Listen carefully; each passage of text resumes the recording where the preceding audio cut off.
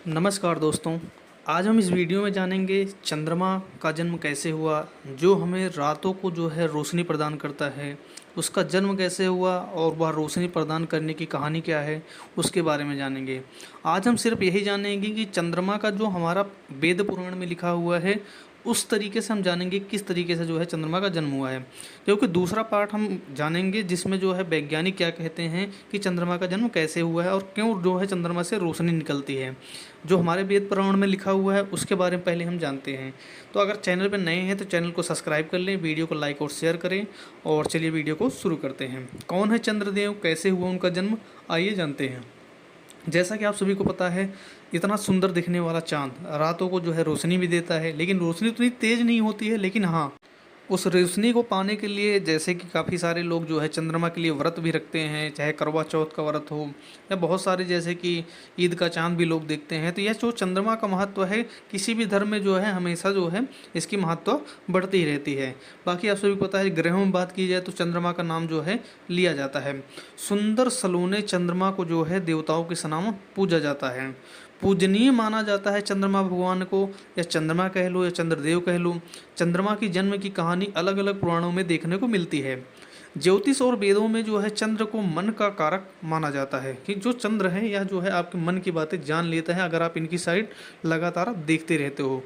यह इसीलिए यह भी है, जैसे कि आप सभी को पता है कि जैसे कि जो व्रत होता है करवा चौथ का, खासकर उस दिन जैसे कि चंद्रमा की पूजा की जाती है, चंद्रमा की तरफ जो है देखते हैं, तो वो जो चंद्रमा होता है आपके मन का जो है कारक होता है, वो जो है सारी बातें जान लेता है। अगर वैदिक साहित्य की बात की जाए और हमारे वेद पुराण की बात की जाए तो जो चंद्रदेव हैं इनको जो है सोम स्थान का नाम प्रमुख देवताओं में से जाना जाता है। चंद्रमा को जो है सोम के नाम से भी जाना जाता है। अग्नि, इंद्र, सूर्य आदि देवों के समान ही सोमदेव की पूजा की जाती है। और सोमदेव कौन है? चंद्रदेव। पुराणों के अनुसार जो चंद्रमा है या सोमदेव हैं, इनकी उत्पत्ति कैसे हुई आइए जानते हैं। जो हमारा मत्स्य पुराण है और एक अग्नि पुराण है, उसमें क्या लिखा हुआ है चंद्रमा के बारे में? उसमें लिखा हुआ है जब ब्रह्मा जी के जो ब्रह्मा जी जब सृष्टि की रचना कर रहे थे, उस रचना के दौरान जैसा कि आप सभी को पता होगा, मानसिक जो संकल्प होता है उनके जो मानस पुत्रों में से की रचना की गई। तो जो ये है सृष्टि को चलाने के लिए बहुत सारे लोगों की ज़रूरत थी, तो उन्हीं में से एक थे मानसिक जो संकल्प हैं, उनके पुत्र थे, मानस पुत्रों की रचना की गई। उनमें से एक जो है मानस के जो पुत्र थे उनमें से ऋषि थे अत्रि ऋषि का आप लोगों ने नाम सुना होगा। जो अत्रि ऋषि थे उनकी जो एक कह सकते हैं, उनका जो है अत्रि का जो विवाह था ऋषि कर्दम की कन्या जो अनसुईया थी, माता अनसुईया का आप सब लोग जानते हैं। अत्रि का विवाह जो है माता अनसुईया के साथ हुआ, जिससे जो है दुर्वासा, जो अनसुईया माता हैं, अनसुईया माता के जो है 3 बेटे हुए। उनसे जो है पहले थे दुर्वासा, दूसरे थे दत्तात्रेय, तीसरा थे सोम। 3 पुत्र हुए। तो एक मान्यता ये भी है जो हमारा मत्स्य पुराण और अग्नि पुराण में लिखा हुआ है कि जो सोमदेव हैं, सोमदेव को ही जो है चंद्रमा का नाम दिया जाता है। तो जो चंद्रमा है, चंद्रमा एक तो जो है माता अनुसुईया और जो ऋषि हैं अत्रि ऋषि से जो है पैदा हुए हैं, ऐसी मान्यता है। क्योंकि चंद्रमा के बारे में अगर आप देखोगे बहुत सारी जो है घटनाएं हैं। अभी मैंने सिर्फ एक कहानी बताई है, अभी इसके बाद दूसरी कहानी पाते हैं। एक कहानी तो ये थी, दूसरी कहानी है जो हमारा पद्म पुराण है, उसके अनुसार बात की जाए जो चंद्रमा का जन्म का जो वृतांत है या कहानी है, और कुछ इस तरीके से जो ब्रह्मा ने अपने मानस पुत्र अत्रि को जो है सृष्टि का विस्तार करने की आज्ञा दी। जब किसी भी चीज़ का विस्तार होता है तो उसके लिए कुछ ना कुछ करना पड़ता है। यहाँ भी वही सेम चीज़ हुई थी। तो जब विस्तार का जो है ब्रह्मा जी ने आदेश दिया, तो जिनको उन्होंने आदेश दिया था, उन्होंने क्या किया कि तप करना शुरू किया, तपस्या करनी शुरू करी। कई सौ सालों तक जो है तपस्या कर रहे थे। तपस्या करते करते जब आप लोगों को पता है, जब तपस्या करने में आप लीन हो जाते हो, उसमें बिल्कुल तरीके से आप डूब जाते हो, तो वहाँ पर होता क्या है कि आपको उस चीज़ की जो है, जिस चीज़ के लिए आप जो है आप तपस्या कर रहे हो, वो आपको मिलने वाली होती है। तो यहाँ भी यही होने वाला था। लेकिन उसके बीच में होता क्या है, एक दिन होता क्या है कि जो तपस्या कर रहे थे उनकी आंखों से कुछ बूंद की पानी जो है, जो बूंदें होती हैं आंखों से आंसू जैसे, वह टपकने वाली होती हैं। तो जो चारों दिशाएं होती हैं और जो बूंदें टपकने वाली होती हैं, वो जो है चारों जो दिशाएं होती हैं और वो जो बूंदें होती हैं वो जो है प्रकाशमय होती हैं, प्रकाश जिससे निकल रहा होता है। तो जो चारों दिशाएं होती हैं वो जो है भागती हुई जाती हैं, क्योंकि जो प्रकाश की जो ये बात की जा रही है कि जो चारों दिशाएं हैं उनके पास कोई पुत्र नहीं था। वो चारों दिशाएं थी, वो भी सोच रही थी हमारा जो है कोई कुछ ना करने वाला हो। तो चारों दिशाएं जो है, चार दिशाएं जो हैं, चारों की चारों दिशाएं जो है भागती हुई जाती हैं उस ऋषि के पास जो तपस्या कर रहे होते हैं। जब उनके आंखों से आंसू गिरने वाले होते हैं, जाकर वो जो है उस जो आंसू की बूंदें होती हैं वह जो है जाकर अपनी रोक लेती हैं, अपने जैसे पल्लू में रोकती हैं, वह जो है उनके गर्भ में धारण कर लेता है जो वो आंसू की बूंद होती हैं। लेकिन जब उनको ये पता चलता है कि ये जो उनके जो जो प्रकाश था, प्रकाश तो उनके जो है बूंद के साथ गया ही नहीं। तो वो लोग क्या करते हैं, फिर जो चारों दिशाएं होती हैं वो जो है उस जो जो जिसको वो लोग जो है अपने पल्लू में लेती हैं बूंद को, वो जो है फिर और बाद में उसको फिर जो है उसको मतलब दोबारा से त्याग कर देती हैं। त्याग इसलिए कर देती हैं कि जिस कारण से उन्होंने लिया था कि जो एक ऐसी चीज़ चाहिए जो हमें चारों दिशाओं में उजाला दे, तो उन्होंने तो त्याग दिया। जैसे उन्होंने त्याग दिया तो ब्रह्मा जी ने जब उन्होंने त्यागा, चारों दिशाओं ने उस बूंद को, जो बूंद थी चारों दिशाओं ने लिया था, उसको जैसे ही उन्होंने त्यागा, ब्रह्मा जी ने उस बूंद को लिया और जो इनका जो प्रकाश निकला हुआ था वो दोनों के दोनों, क्योंकि ब्रह्मा जी ने आदेश दिया था तो ब्रह्मा जी कुछ भी कर सकते थे। तो ब्रह्मा जी ने जो है उन्होंने क्या किया, जो बूंदें थी उनकी आंखों से जो बूंदें गिरी हुई थी उस बूंदों को लिया और जो प्रकाश को लिया, प्रकाश और दोनों बूंदों को मिलाकर उन्होंने एक आदमी बनाया, एक व्यक्ति बनाया जिसे उन्होंने चंद्रमा का नाम दिया। और जब ब्रह्मा जी ने यह कारनामा किया उस समय जो है सभी देवी देवताओं जो है ब्रह्मा जी की जो है बहुत ज़्यादा जो है तारीफ़ करने लगे। और जो जो व्यक्ति बनाया या जो देव बनाया, जैसे कि सोमदेव या चंद्रमा देव को जब उन्होंने उत्पन्न किया इस तरीके से, और फिर उसके बाद ब्रह्मा जी ने उनको आशीर्वाद दिया कि जाओ तुम जो है पूरे जो है विश्व में तुम जो है उजाला फैलाओगे रात्रि में, और तुम्हारा जो है इतना ही नहीं, तुम्हारा जो है नक्षत्र में और ग्रह में और वनस्पतियों में और ब्राह्मण का, और इतना यहाँ तक कि ब्रह्मांड में कोई भी तप होगा वहाँ भी तुम्हारा नाम लिया जाएगा, कोई भी तपस्या होगी बिना तुम्हारे पूर्ण नहीं होती है। तो खासकर ऐसे भी है कई सारे जो है आप सभी पता है, जैसे कि आप देख सकते हैं 9 ग्रहों में चंद्रमा का क्या स्थान है। तो यहाँ पर ग्रहों में भी जो है चंद्रमा का कई सारा स्थान देखने को मिलता है।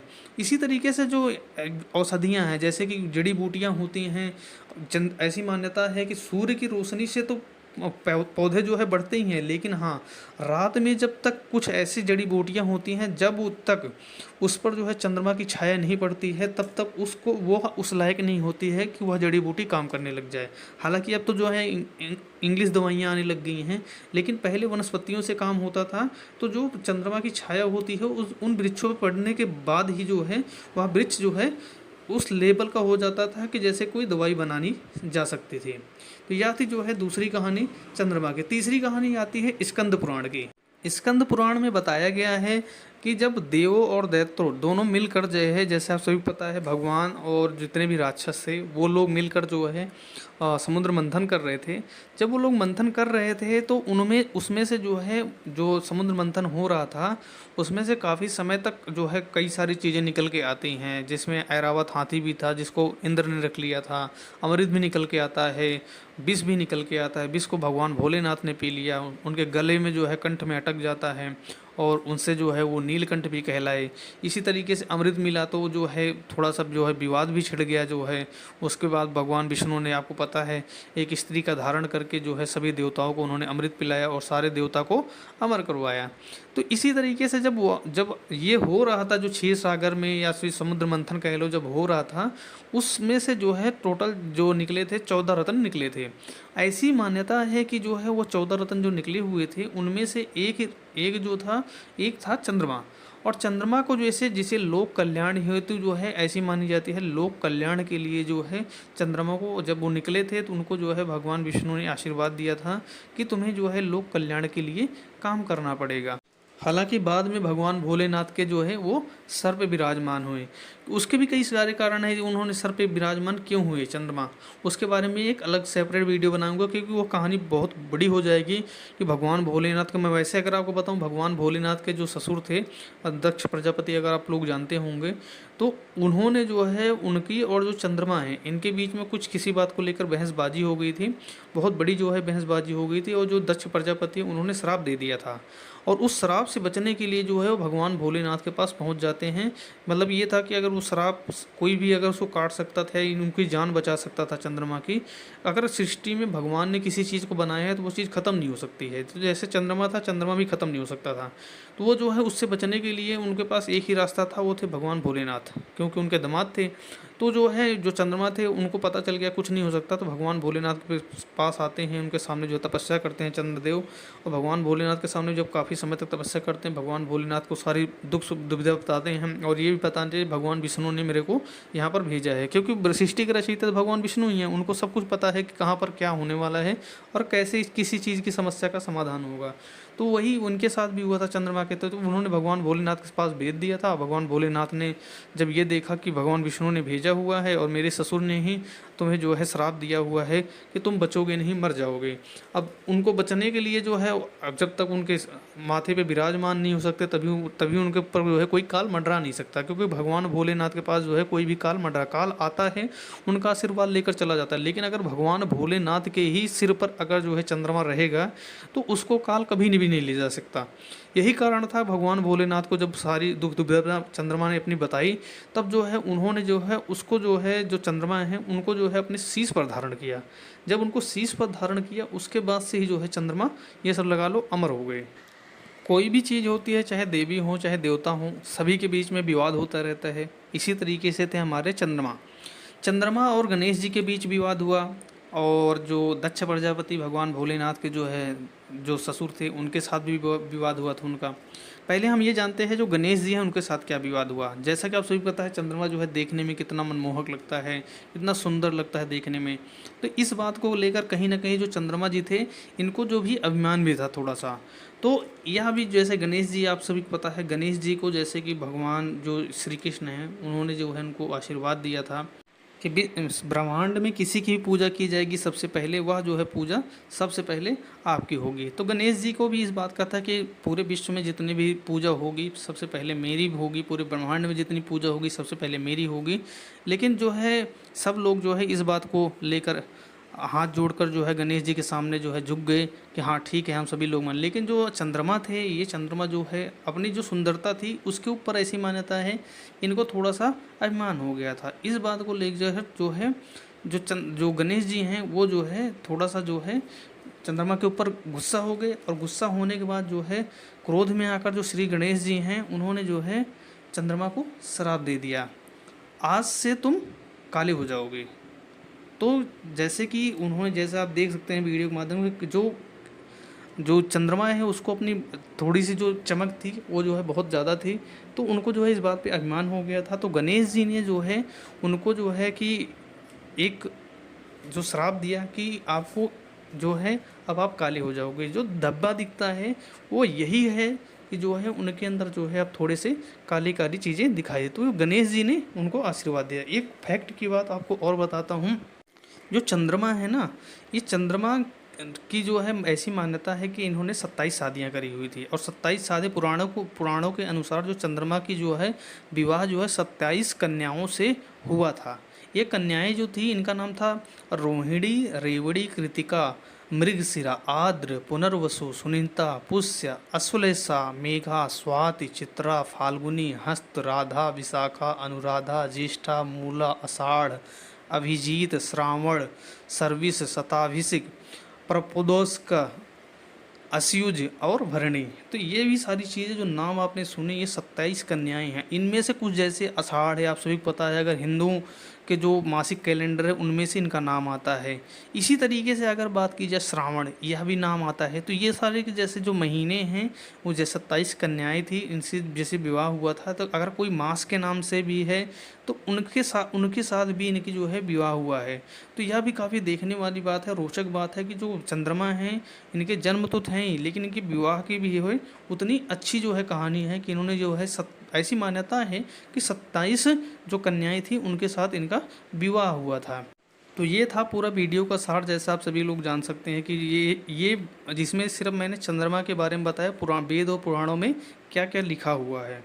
मैं अगली वीडियो में आपको बताऊंगा जिसमें जो है हमारे वैज्ञानिक के द्वारा एक ऐसी मान्यता है कि वैज्ञानिक के द्वारा जो है चंद्रमा की उत्पत्ति कैसे हुई है, वह उनका जन्म कैसे हुआ होगा और वह जो है किस तरीके से लाइट या रोशनी आती है। इसमें मैंने आपको सारी चीज़ें बता दी कि किस तरीके से लाइट या रोशनी चाँद से आती है और उसके क्या घाटा है और क्या फ़ायदा है। तो यह था पूरा वीडियो अगर अच्छी लगी हो तो लाइक ज़रूर करें। नमस्कार दोस्तों, आज हम इस वीडियो में जानेंगे चंद्रमा का जन्म कैसे हुआ, वैज्ञानिक आधार क्या है, वैज्ञानिक लोग क्या बताते हैं कि चंद्रमा का जन्म कैसे हुआ, कब तक इसकी लाइफ है, कैसे कैसे इस पे जो ऐसे कि आपको पता होना चाहिए कि चंद्रमा चमकता कैसे है। आपको ये जानकर हैरानी होगी कि चंद्रमा की कोई अपनी रोशनी होती ही नहीं है। मतलब चंद्रमा जो चमक रहा होता है रात को, आप देखते हैं कि चंद्रमा में चमक रहे हैं, लेकिन ऐसा कुछ है नहीं। चंद्रमा किसी और की रोशनी से चमकता है ना कि, और सबसे बड़ी बात यही है कि चंद्रमा कुछ है ही नहीं, चंद्रमा मात्र एक पत्थर है। उसके बारे में भी हम जानेंगे कि जो वैज्ञानिक हमारे आधार हैं वो क्या कहते हैं। तो हमने जो पहली वीडियो बनाई थी उसमें मैंने ये बताया था जो हमारे वेद पुराण है उसमें चंद्रमा का जन्म कैसे हुआ और कैसे कैसे चीज़ें बदलती जा रही थी और कैसे उनको जो है चमकने का जो है सौभाग्य मिला था चंद्रमा को। मैंने पहले भाग में वो बता दिया है। अगर आप लोग हमारे चैनल पे जाएंगे तो चैनल पे जाकर देख सकते हैं चंद्रमा का जन्म कैसे हुआ, जो कि पौराणिक आधार है। उस पर मैंने एक वीडियो बनाया हुआ है। अभी हम बात कर रहे हैं कि जो वैज्ञानिक आधार क्या है, वैज्ञानिक लोग क्या सोचते हैं इसके बारे में कि इसका जन्म कैसे हुआ होगा और कब हुआ होगा, किस तरीके से हुआ होगा, इन सब के बारे में आज हम जानेंगे। तो अगर चैनल पे हमारे नए हैं तो चैनल को सब्सक्राइब कर लें, वीडियो को लाइक और शेयर करें। चलिए वीडियो को शुरू करते हैं। और हाँ, वीडियो का पूरा देखना, इसके अंदर मैं आपको कई सारे रहस्य की बात बताऊंगा जिसको आप सोचकर या आपने कभी सुना भी नहीं होगा, ऐसी चीज़ें मैं आपको बताने वाला हूँ। तो चलिए शुरू करते हैं। जैसा कि आप सभी को पता है कि अभी हाल फिलहाल में हमारा जो चंद्रमा का एक मिशन था वह सक्सेसफुली जो है वहाँ पर पहुँच चुका है चांद पर। जो अच्छा दक्षिणी ध्रुव माना जाता है वो बहुत ही रहस्य माना जाता है। नासा, आप सभी को पता है, अमेरिका की एजेंसी है, वो लोग ऐसा मानते हैं कि जो वहाँ पर पहुँच गया उसको कुछ ना कुछ देखने मिलता है। और हमारा जो इसरो चंद्रयान जो था 3 का, वो जो है वहाँ पर पहुँच भी चुका था और काफ़ी समय तक उसने जो है रिसर्च भी किया है और काफ़ी सारी चीज़ें उसने रोचक चीज़ें भेजी भी हैं। बात करते हैं सबसे पहले चांद के जन्म के बारे में। ऐसी मान्यता है कि चांद का जन्म कैसे हुआ, जो वैज्ञानिक आधार बोला जाता है उसके हिसाब से अगर देखा जाए तो चंद्रमा जो है एक जो है, कहते हैं जैसे कोई पत्थर होता है, ब्रह्मांड में बहुत सारे पत्थर हैं। पत्थर बोलो, अगर बहुत बड़ा पत्थर है तो उसे ग्रह बोल देते हैं। वैज्ञानिकों की माने तो एक जो ग्रह था वो भी काफ़ी बड़ा था। जैसे पृथ्वी घूम रही है ब्रह्मांड में, वैसे ही जो है ग्रह भी घूम रहा था। तो होता क्या है कि ये काफ़ी समय तो घूमते रहते हैं, लेकिन जो चंद्रमा नहीं बनने वाला होता है, एक ऐसा ही मतलब ग्रह है या पत्थर कह लो, जो कि आकर जो है पृथ्वी जो हमारी आप जिस पे हम लोग रहते हैं उससे जो है टकरा जाता है। आप सभी को पता है कई सारे देशों में जो है उल्का पिंड गिरते हैं। जैसे पत्थर के जैसे दो दो पत्थर आपस में टकराते हैं, उसका कुछ हिस्सा आकर धरती पे गिरता है। कई बार आप लोगों ने न्यूज़ में देखा होगा कि यहाँ पर जो है बहुत बड़ा पत्थर गिरा हुआ है और उसको देखोगे जब वो गिरता है तो बिल्कुल आग में जल रहा होता है। तो उसका यही कारण है कि जैसे ब्रह्मांड में बहुत सारे पत्थर घूम रहे हैं या ग्रह घूम रहे हैं, अगर वो आपस में टकराते हैं तो उसका टूटता है। जब टूटता है तो उसमें चिंगारी निकलती है। चिंगारी इसलिए निकलती है क्योंकि वह सूर्य के बहुत पास है और सूर्य के पास होता है। तो जब वहाँ से दोनों आपस में दो पत्थर टकराते हैं उसके बाद उसका कुछ हिस्सा आकर धरती पर गिरता है। तो इसीलिए कहते हैं कहीं पर गिरा तो देखो बिल्कुल आग लग जाती है वहाँ पर, इतनी ज़्यादा जो उसके अंदर गर्मी होती है या वो कई काफ़ी समय तक एकदम जलता रहता है। तो यही सेम जो है यहाँ भी हुआ है कि यहाँ पर ऐसी मान्यता है वैज्ञानिकों के द्वारा कि कुछ ऐसे पत्थर थे या फिर ग्रह था जो कि जो है पृथ्वी के साथ वह टकराता है। टकराने के बाद जो पत्थर होता है उसके कई सारे खंड हो जाते हैं, मतलब टूट जाता है कई सारे खंडों में। जब वो कई सारे जो है खंडों में टूट जाता है उसके बाद जो है पृथ्वी के, अब वह जो है पृथ्वी के आसपास आ जाते हैं। तो पृथ्वी की जो कच्छ होता है, कहते नहीं है कि पृथ्वी का जो कच्छ एक एरिया होता है कि पृथ्वी का चक्कर लगाते रहेंगे, जैसे कि चंद्रमा भी पृथ्वी का चक्कर लगा रहा है, इसी तरीके से जितने भी पत्थर थे वो सब के सब जो है पृथ्वी का चक्कर लगाना शुरू कर देते हैं। लेकिन क्या होता है कि जो छोटे छोटे पत्थर होते हैं, जो बड़ा पत्थर होता है, उन सबको अपनी तरफ जो है अट्रैक्ट करता है या अपनी तरफ खींचता है और उसके बाद वह सब कुछ सारे के सारे जितने पत्थर होते हैं जो टूट कर बिखरे होते हैं, जो पत्थर धरती पे नहीं आए होते हैं, तो वो सब के सब इकट्ठा होने शुरू हो जाते हैं। और जैसे ही सबके सब इकट्ठा होते हैं तो ऐसी मान्यता है जो वैज्ञानिक के द्वारा बताया गया है कि तब वहाँ से जो है चंद्रमा का निर्माण हुआ है। ये थी चंद्रमा की जन्म की कहानी। आगे हम बात करते हैं, जैसे कि अब बात कर लेते हैं धरती से उम्र में छोटा है चंद्रमा। मैंने आपको पहले ही बताया कि देखो धरती जो है एक प्राकृतिक तत्व है, लेकिन जो चंद्रमा है वह जो है वैज्ञानिक आधार पे जो है वह लड़के जो है पृथ्वी से टूट कर उसके बाद वह किसी तरीके से बना है।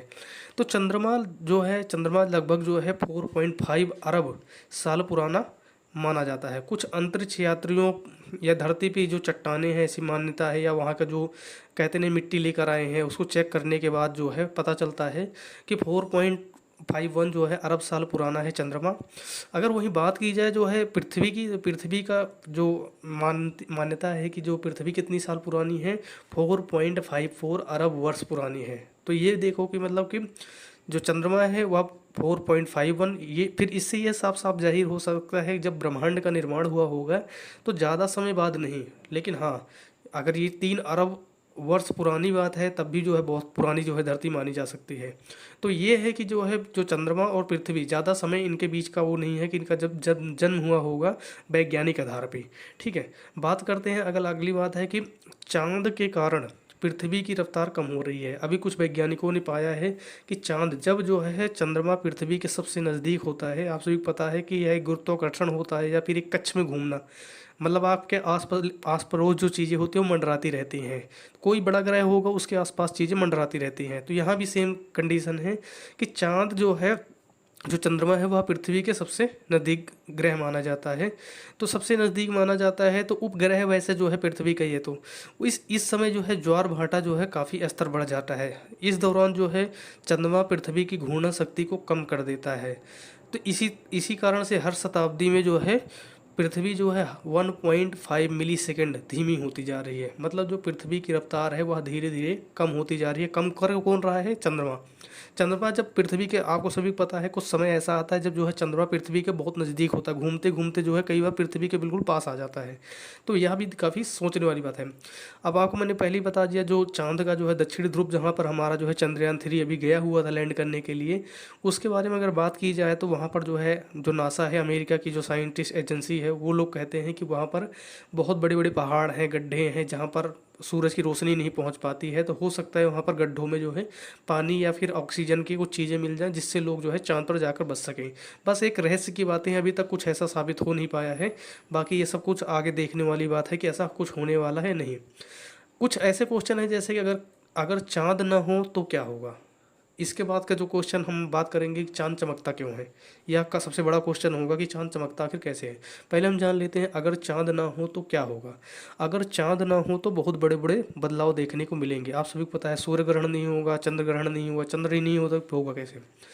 पहले मान्यता ये भी है कि जो है पहली रातें बहुत अधिक अंधेरी होंगी। अभी पता है रात में जैसे ही चंद्रमा दिखाता है तो उसके कारण से जब रात होती है तो वो काफ़ी जो है उजाला रहता है क्योंकि चंद्रमा की कुछ रोशनी पड़ती रहती है। इसके बारे में बताऊंगा, चंद्रमा की कोई रोशनी नहीं होती, चंद्रमा तो एकमात्र पत्थर है। तो उसी तरीके से अगर बात की जाए, फिर दूसरी बात अगर की जाए, पृथ्वी पर एक दिन केवल 6 से 12 घंटे का होगा। 6 से 12 घंटे का मतलब ये है कि जैसे कि अभी पूरा 12 घंटे का दिन 12 घंटे की रात होती है, तो उसके हिसाब से देखा था तो 6 से 12 घंटे, लेकिन ये लिखा नहीं जा सकता। लेकिन पौराणिक आधार यही कहता है अगर चंद्रमा नहीं होगा तो जो पृथ्वी पर रहने वाले लोग हैं उनके लिए 6 घंटे से 12 घंटे के बीच में कोई भी एक समय फिक्स हो सकता है अगर चंद्रमा नहीं हो तो। इसी के साथ साथ जो हमारा समुद्री ज्वार है, समुद्री ज्वार आप सभी को पता है कि जो चंद्रमा है या पृथ्वी है, इन सब का बहुत बड़ा रोल होता है कि जो पृथ्वी को बचाए हुए है। इसी तरीके से अगर बात की जाए, चंद्रमा के बिना कोई सूर्य ग्रहण नहीं होगा। अगर सूर्य ग्रहण नहीं होगा तो बहुत सारी चीज़ें बदलाव में आएंगी, क्योंकि सूर्य जो है हमेशा चमकता रहेगा और चंद्रमा बीच में नहीं आएगा तो भी काफ़ी सारी चीज़ें बदलाव होंगी। क्योंकि इन सब छोटी छोटी जो है धारणाओं या फिर छोटी छोटी घटनाओं से बहुत सारी चीज़ें जो है हट भी जाती हैं और बहुत सारी चीज़ें घट भी जाती हैं। तो यहाँ मानने वाली बात मानी जा सकती है। बात करते हैं अगर चंद्रमा की रोशनी के बारे में। चांद की रोशनी की बात करें तो पूर्णिमा, आप सभी को पता है पूर्णिमा को जो है चांद जो है सबसे ज़्यादा चमकता है, सबसे ज़्यादा तेज चमकीला हो। जो नॉर्मल डेज होते हैं उनसे 14 गुना 14 टाइम्स इनटू अगर कर दो तो उतने उससे ज़्यादा चमकता है। सूर्य के बराबरी, अगर सूरज के बराबर अगर रोशनी करने के लिए उसको 3.98 एक पूर्णमासी की ज़रूरत पड़ती है। मतलब कि समझ लो कि 4 लाख अगर पूर्णमासी की रात आती है तब जाकर जो है चांद जो है एक बार चमक पाता है। तो ये समझ लो कि अगर पूर्णमासी आती है तो सूरज जो चंद्रमा होता है वो सिर्फ एक बार चमकता है नॉर्मल डेज से, तो 14 गुना ज़्यादा बढ़ जाता है जिस दिन पूर्णमासी होती है, पूर्णिमा के दिन। अगर जैसे कि सूर्य आज चमक रहा है, अगर सूर्य आज चमक रहा है, सिर्फ एक दिन का अगर उसका आंकड़ा निकाला जाए तो उसके लिए चांद को जो है 4 लाख पूर्णमासी अगर आएगी, उसके बाद ही जाकर जो है चांद जो है सूरज की एक दिन की बराबरी कर पाएगा। ये भी काफ़ी रहस्य की बात मानी जाती है।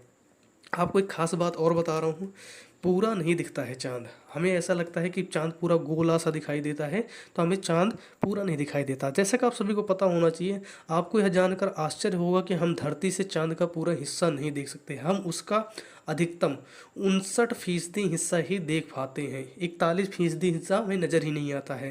क्योंकि ये देखो ना, अगर चंद्रमा जो है घूमता है तो उस साइड से जैसे कि सूरज की रोशनी आ रही होती है तो उसको पूरा का पूरा वो रोक लेता है, तभी यहाँ पर जो है रात हो जाती है। तो वही यहाँ पर भी हो रहा है कि जैसे कि अब पूरा 59% जो है हिस्सा जो है वो हम देख पाते हैं, बाकी नहीं देख पाते। कि जैसे जैसे घूमता जाता है, या पृथ्वी का ही कोई हिस्सा ले लो, पृथ्वी का सारा हिस्सा आप नहीं देख सकते। उसी तरीके से सेम सेम यहाँ भी है कि जैसे कि आप देख रहे हो चंद्रमा को, तो आप पूरा हिस्सा नहीं देख सकते हैं।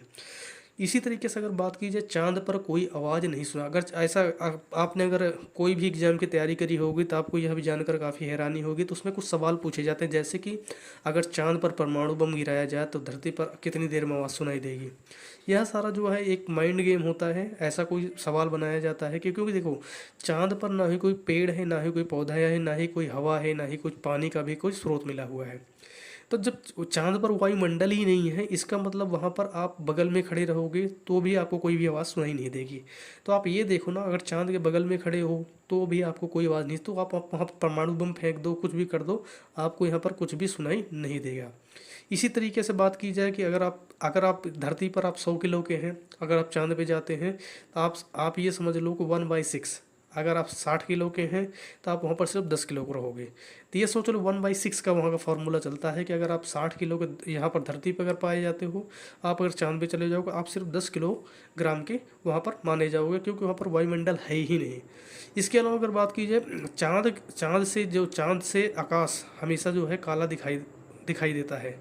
अगर चांद पे जाते हैं, चांद के पास में अगर चांद पे आप खड़े होकर देखोगे तो वहाँ भी जैसे हम नीचे से ऊपर देखते हैं तो सूरज की रोशनी या चांद की रोशनी से देखोगे तो आकाश नीला, पीला, हरा बहुत सारे रंग में दिखाई देता है। लेकिन अगर आप चांद पे चले जाओगे, चांद से अगर आकाश की तरफ देखोगे, क्योंकि आकाश की कोई भी अभी तक डेफिनेशन नहीं है, उसका कोई अंत ही नहीं है। तो ये सोचो ना, अगर चांद की तरफ आप देखते हो चंद्रमा पर खड़े होकर, तो आपको बिल्कुल काला दिखाई देगा, क्योंकि आप वहाँ पर पहुँच चुके हो। वहाँ से सूरज एक दूसरी साइड होगा, आप दूसरी साइड होगे, तो सामने आप देखोगे तो आपको कोई भी रोशनी दिखाई नहीं देगी। तो आपको कोई रोशनी नहीं दिखाई देगी, तो ऊपर आप देखोगे तो आपको सिर्फ अंधेरा दिखाई देगा। मतलब कोई जैसे यहाँ से नीला पीला कुछ भी दिखाई देने लगता है कभी कभी, जो बादल होते हैं, वैसे वहाँ से ऐसा कुछ भी नहीं दिखाई देता है। बात करते हैं आगे। बात की जाए, अगर जैसे मैंने बोला कि चाँद चमकता नहीं है, जो चाँद ऐसा लगता है कि जो चाँद चमक रहा है, हम लोग देखते हैं कि चाँद चमक रहा है या ज़्यादा चमक रहा है, कम चमक रहा है, इसके पीछे कई सारे कारण हो सकते हैं। लेकिन एक सबसे बड़ा कारण जो माना जाता है, कि मैंने आपको शुरुआत में ही बताया कि चंद्रमा की कोई जो है शक्ति नहीं है चमकने की। वह एक पत्थर है, या वह एक उपग्रह है, एक पत्थर है मात्र। और वह इतना बड़ा पत्थर है कि जो सूर्य की रोशनी होती है वह उसको रोक लेता है। हम बात करते हैं, अगर सुबह की बात की जाए, जब सुबह होती है तो सूर्य की रोशनी डायरेक्ट हमारे ऊपर पड़ती है। जब हमारे ऊपर उसकी पड़ती है तो धरती पर पूरी तरीके से जो है पूरा जो है उजाला रहता है। वहीं बात की जाए रात को, जब जब चंद्रमा घूमता है, सूर्य भी घूमता है, जैसे चांद जो है पृथ्वी के सैर करता रहता है, पृथ्वी के जो है ग्रह में जो है घूमता रहता है चांद, जैसे जैसे वो घूमता जाता है तो कुछ समय बाद जैसे शाम होती है तो जो चांद जो है, जो सूर्य की रोशनी होती है उसको चारों तरफ से घेर लेता है। जैसे वो घेरता है तो सूर्य की जो रोशनी है इतनी ज़्यादा तेज मानी जाती है। अब आप देखो कि जो जो सूर्य की रोशनी है, वो जो चांद होता है वो जो है बिल्कुल उसके ऊपर पड़ रहा होता है, टकरा रहा होता है। अब वह पूरी रात टकराता है उससे। जब वो टकरा कर जो है, जो पत्थर होता है, जो चंद्रमा होता है, वो बिल्कुल गर्म हो जाता है। वो गर्म होने के बाद जो है, गर्म से भी कह लो या फिर ये कह लो कि जो है उसका जो साइड साइड का हिस्सा होता है, उससे बिल्कुल जो है ये सारा का सारा उजाला फूटता हुआ नजर आ। हालांकि पूरा की रोशनी नहीं रोक पाता है, जो चंद्रमा है वो सूर्य की पूरी रोशनी नहीं रोक पाता है।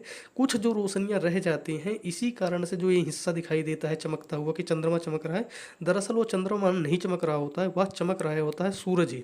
सूरज जो है सूरज की पूरी रोशनी जो है चंद्रमा रोकता है और इसीलिए पूरी की पूरी रात हो जाती है। और रात भर जो है चंद्रमा जो है उसकी रोशनी को लेकर जो है चमकता है। अगले दिन फिर जैसे कि चंद्रमा जो है पृथ्वी की सतह में घूमता रहता है, जैसे ही जैसे होता है अगले दिन फिर से सुबह हो जाती है। तो यह काफ़ी रहस्य वाली बात है कि जो चंद्रमा है, चंद्रमा की अपनी कोई भी रोशनी नहीं है, वह सब की सब जो है सूर्य की जो रोशनी है उसी को परावर्तित करता है। मतलब सूर्य की जो रोशनी आता है उसी को रोकता है और उससे जो चीज़ें बच जाती हैं वह सारी की सारी रात को आकर जो है धरती पर जो है प्रवाहित होती हैं। तो यह सारी चीज़ें जो है चंद्रमा के बारे में जो वैज्ञानिक कारण बताया जाता है। अगर चंद्रमा नहीं होगा तब भी बहुत सारी चीज़ें, ऐसी मान्यता है कि चंद्रमा की रोशनी जो सूर्य के द्वारा ही आती है उनसे कई सारी जड़ी बूटियाँ भी उगती हैं। तो चंद्रमा की रोशनी भी बहुत ज़्यादा ज़रूरी मानी जाती है। चंद्रमा के बारे में एक रहस्य की बात यह भी है, आप कभी लोग देखते हैं कि जो है चंद्रमा जो है कभी छोटा और कभी बड़ा दिखाई देता है। इसका भी कारण सूरज की जो रोशनी है वही हो सकता है। क्योंकि ऐसी ऐसी मान्यता है, जो वैज्ञानिक मानते हैं वो लोग ऐसा है कि जैसे कि सूर्य की रोशनी जितनी तेज होगी चांद उतना बड़ा दिखाई देता है। जैसे पूर्णमासी होती है, पूर्णमासी को जो है चांद बहुत ज़्यादा बड़ा दिखाई देता है, बहुत ज़्यादा चमकता हुआ नजर आता है। लेकिन वहीं नॉर्मल डेज में देखोगे तो थोड़ा सा कभी छट कम दिखाई देगा, कभी ज़्यादा दिखाई देगा, कभी आधा कटा हुआ दिखाई देता है, बीच में बादल भी आ जाते हैं, तो उस तरीके से कई बार ढक भी लेता है। तो यह सारी चीज़ अगर देखोगे तो यह सब एक जो है वैज्ञानिक आधार पे अगर देखा जाए तो यह सब कुछ ऐसा ही बनाया गया है जो प्रकृति के द्वारा बना गया है। बाकी वैज्ञानिक तो बहुत सारी चीज़ें कहते हैं कि ऐसा है, ये चंद्रमा का निर्माण इस तरीके से हुआ है, इस तरीके से जो है अभी सब कुछ चल रहा है। लेकिन मेरे एक वीडियो अगर आप जाकर देखोगे उसमें जो है मैंने पूरा वैदिक और पुराण के बारे में बताया, वो कैसे जो है चंद्रमा का जन्म हुआ, कैसे उसकी रोशनी आती है, वह भी आप जाकर देख सकते हैं। तो ये था पूरा सार जो है हमारा इस वीडियो का, कि जो वैज्ञानिक आधार पर क्या हो सकता है चंद्रमा के बारे में, क्या कहते हैं वैज्ञानिक इसके बारे में। वीडियो अच्छी लगी हो तो लाइक ज़रूर करें।